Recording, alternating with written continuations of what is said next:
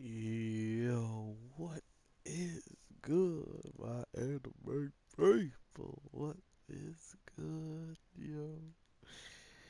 So, with the recent news of the episode Goblin Slayer being a recap, I didn't really see it really, important to review something that has literally been told through every single episode that I have reviewed. So, it just felt like I would be just going for views at that point, including since no one's going to be looking up that episode once they find out. But with all that being said, I thought we'd get a little bit of Goblin Slayer today, even if he's going to have the weirdest looking move set. uh, but with all that being said, Fairy Tale actually was super, super hyped today. Oh my god, guys. If you aren't watching Fairy Tale for understandable reasons, I get it. But if you want to see some crazy fights, Fairy Tale final season is about to not be holding back any punches. And already we're getting into just how important Zareth and Mavis's stories are together, seeing how that is something he wanted. Um, he wants something from Mavis since he's been like active pretty much ever since what's his face has even heard about it. Um, since Makarov has even heard about this empire, or even the thought of fairy heart being under watch and stuff like that, it actually feels pretty understandable why Makarov did what he did, disbanding and stuff. But seeing him already about to sacrifice himself seems a little bit quick, like a quick way of saying that's where he's going, because he literally snatches them all up. Well, first of all, he's getting tortured by Zareth, pretty much. Zareth could have probably used his strongest attack, uh, and like wiped him out. Or maybe that was his strongest attack that he could do at quick enough against Makarov. Seeing how Makarov could be one of the 12, in my opinion. I think he's almost powerful enough to at least give one of them a run for money. Or I don't think it's really comparable. They don't really aren't comparable, so to speak, because I mean, the girl we just met compared to the guy we just met, excuse me.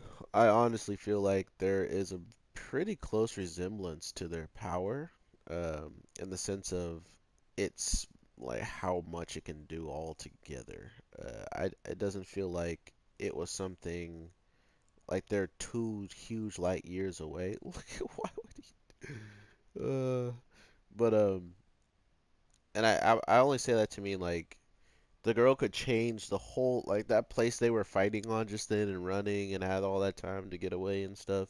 She could have shrank that whole entire place, but I think her powers are going to be nerfed or negged because if she's where her like hometown is, which they would only time like fighting her would be uh in a disadvantage to her is if she's fighting where Zareth is, and or where her castle is, and she doesn't want to destroy everything that, not destroy, but at least shrink everything they work for. She didn't seemingly put back the island. She didn't put back the island for some reason, so I thought it just felt like an indicator that she might not be able to put it to exactly where it's supposed to be. Maybe that's why she kind of just did it in the first place, because the place she wanted to eat was taken from her, or drink or whatever, the place on the island. So why would that island need to be put back to normal size is a reasonable argument for why, instead of me saying, oh, I think she can't control her power to put it back to normal, someone could just say, well, maybe she wouldn't have done that because that place is useless to her now. So that's just me playing devil's advocate to my own like logic to it, how I see it. So, and that's why I say she could be a lot stronger than I give her, because if it was something like Zera's place and she shrunk it, trying to get an advantage on the enemy, or enlarged it and made it too big where like giants could live there or something, I think Zeref would, if she could return it, I don't think Zeref would be too mad about that. So really interested in. Okay, and then to compare it to this guy this week, this fool literally summons up a whole entire like tidal wave of sand. Not only that, as soon as it would have hit you, it would have like stripped away all the moisture from your body, so you would have just been a mummy after. Um, he also made like a giant like fall pit from straight like gravel in the road, and because of that, it turned into like a giant what are those things called? Turned into a giant quicksand pit. And I thought that was absolutely crazy how many like that is the best thing he could use for like the most fodder of characters, like just all the front soldiers are catching that, and I thought that was a pretty cool way to actually give us, the hopes that if Natsu and everybody are already like surpassing Makarov's expectation this week by like a crap ton, um, it gives us at least a little bit of hope when it comes down to the end game of actually taking these guys out, because Makarov the whole time is like, "Don't fight them! You're too weak, my children!" And then Gray's like, "Yeah, yeah, yeah. We did your plan, we ran away, but now it's my plan." And Gray turns, like, touches his arm, goes into that demon mode. Lucy goes into some archer Paragus mode, or whatever the horse's name was, and starts blasting some of these other monsters that come after. Gray freezes a giant like golem of sand, and not to mention he instantly froze like depending on how big it was, he froze that whole entire area instantaneously. So Gray absolutely ridiculously strong, but a small detail that people might not notice, or maybe people did, and you know, they just don't really care because whatever.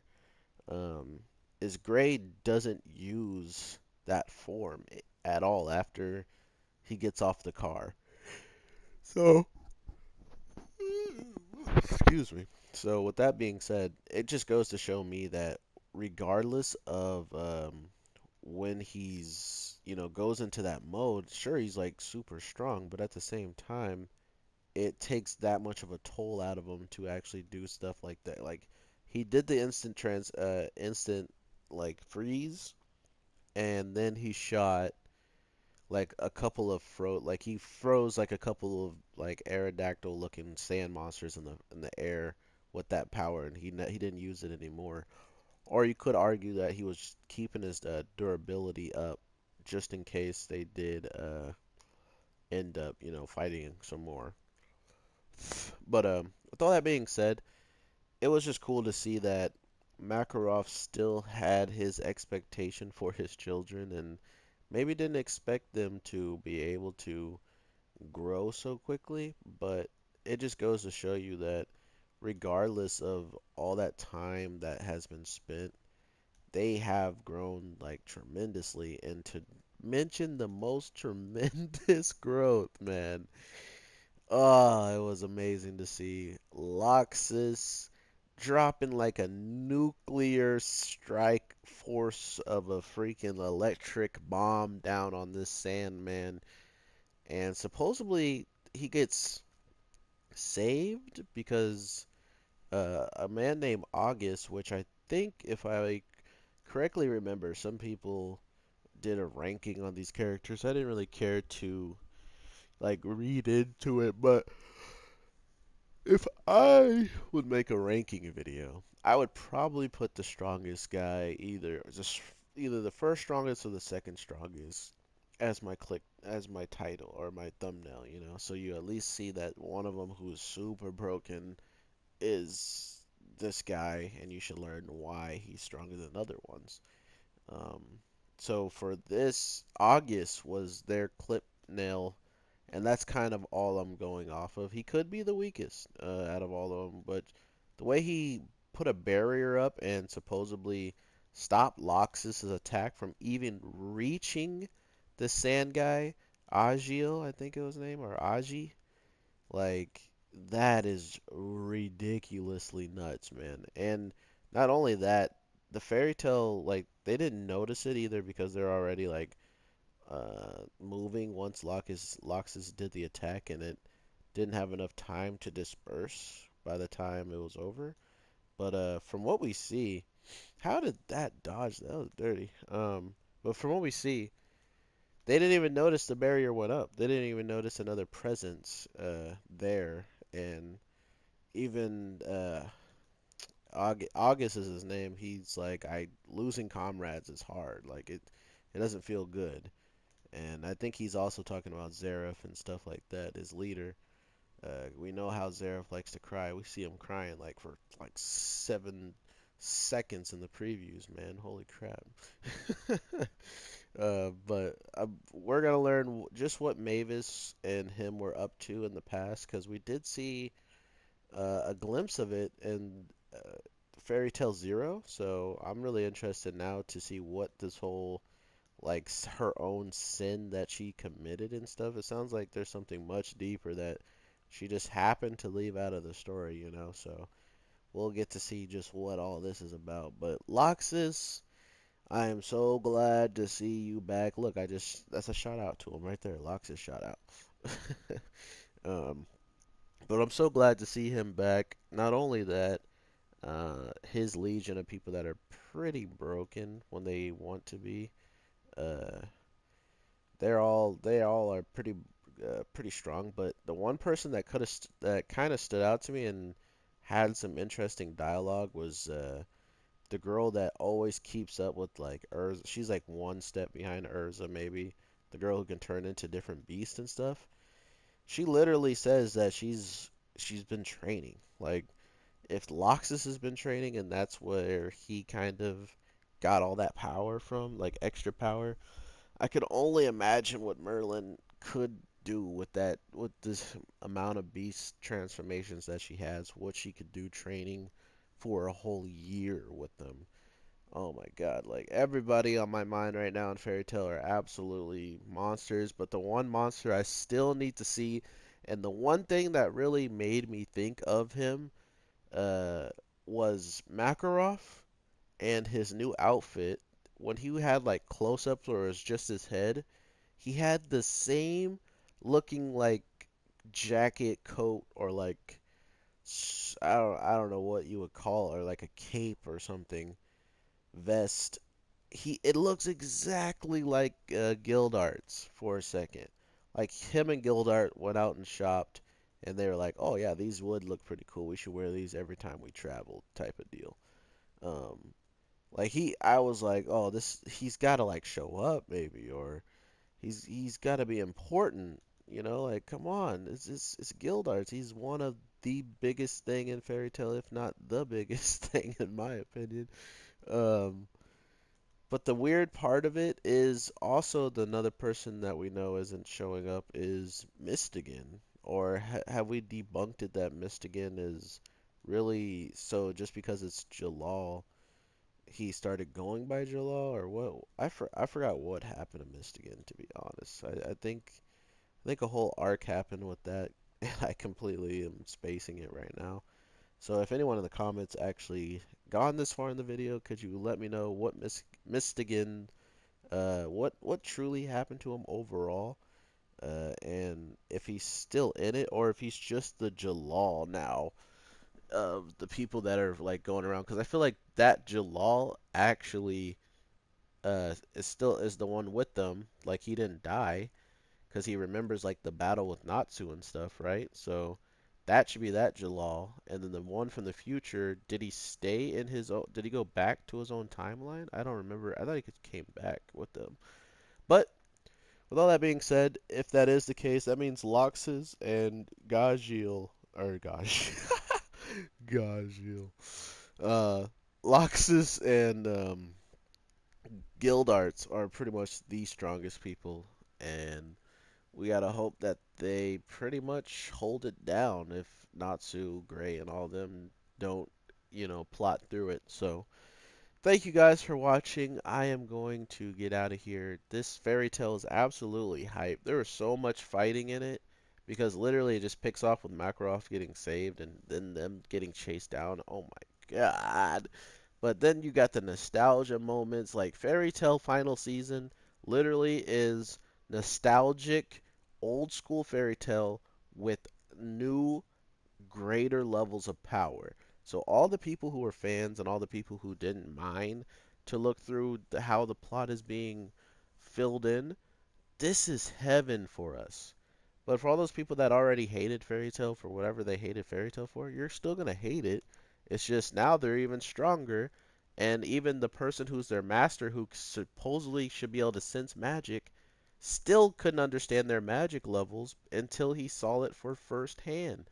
I mean, even Natsu vaporized, vaporized sand in an instance. You know what I mean? Like, we're getting it to the instances. We're probably going to be getting to some crazy levels of power continually because supposedly it still takes more fairy tales members just to fight one of these guys than, they have 12 of them. We don't have enough members to fight all 12 of them with like having 4 or 5 on one each.